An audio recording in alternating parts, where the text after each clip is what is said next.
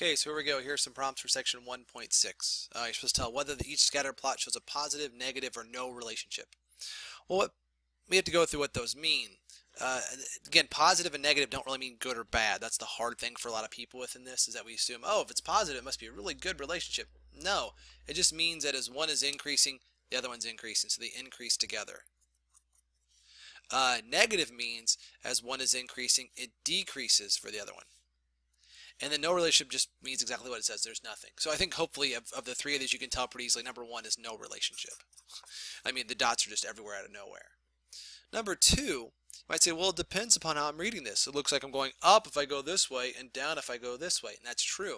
But here's what you got to realize. This is 0 for, this is the x, and I'm going to the right. So what that means is x's are increasing. But as I do that, the y values, as I go to the right, they're going from up to down. They're decreasing. So this is what we call a negative relationship. Again, that doesn't mean bad, it just means negative. And then this one here, as I go to the right, I'm increasing, and then I am going up as well. So this is a positive relationship.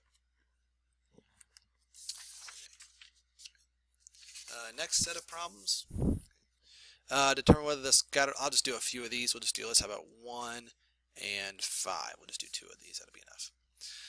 So determine whether the scatter plot of the data for the following might show a positive, negative, or no relationship. Okay. And some of these you can kind of argue, depending upon what they're doing. So let's imagine for number 1, okay, that we got to run like a specific distance. That's the key to number 1 for the way I'm going to look at this for first. So number 1, let's say you're going to run 5 miles, just out of an argument's sake. Well, if you're running 5 miles, the faster you run it, okay, so here's time. The thing is, or sorry, here's distance. Here's time. As you, I'm sorry, not distance, Mr. Moyer, I can't think of here. Here's speed. Here's time. Okay. If I can run 5 miles and I run one at 9-minute miles, it's going to take me 45 minutes. But if I run it at 8-minute miles, it's only going to take me 40 minutes. If I run it at 3-minute miles, it'd take me 15, which is ridiculously impossible, but it would be cheaper. It would be less. So if I increase my speed, if I go faster, I actually shorten my time. So this would be a negative relationship. Now, some might argue, well, I hate to run, so I'm not going to run at all. And that's true.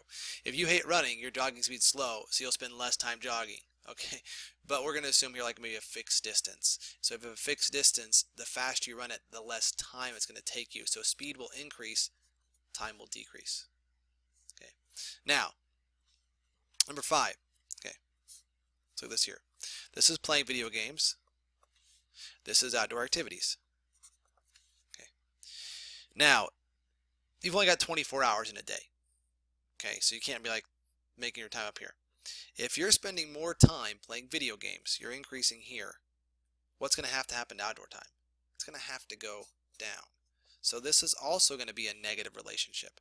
Now I know some of you smarty pants are out there going to say, well, I have a Nintendo 3DS, so I can go outside. True. But we're talking about outdoor activity, not playing outdoors. So actually, oddly enough, both of these are negative.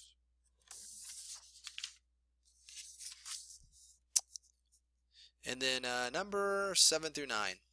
We'll just do all this at once. It says, for exercises 7 through 9, use the table below, which shows the federal minimum wage rates from 1950 to 2000. So, in 50, it was less than $1. 55, also less than $1 still. 60 was at $1. 65 was at $1.25. 70 was at $1.60. 75 was at $2.10. 80 was at $3.10. 85 was $3.35. 90 was at $3.80. 95 was at $4.25. 2000 was at $5.15. Oh. So maybe it's in there 5. Yeah, ignore that one. 2005 was also at $5.15. Okay. So the question is, does there appear to be a relationship? Yeah. I mean, as time goes on, it increases. So yes, we're going to say positive. Okay. And then based on this, in 2010, where do we expect to be you know, depends.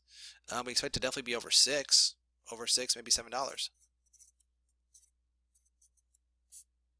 You know, so sorry, I'm writing and I can't see it. So yes, there's a relationship. It's positive. And then what would you expect? Well, I expect it to keep going up and be something over 6. So there you go.